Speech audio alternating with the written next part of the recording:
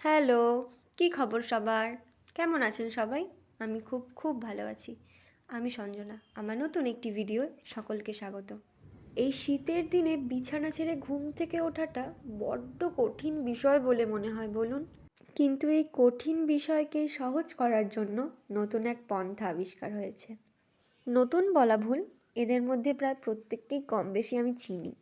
ভোর হলেই প্রত্যেক দিন কেউ না কেউ ঠিক এসে হাজির হয় ডাইনিং রুমের দুটো জানালার কাছে, ঠোঁট দিয়ে রীতিমতন জানালার কাছে ঠক ঠক করে শব্দ করতে থাকে। জানি না ওদের ভাষায় কি বলতে চায় বা কি বোঝাতে চায়, তবে আমি আমার মতো করে যা বুঝলাম হয়তো সত্যিই ঘুম ভাঙাতে আসে।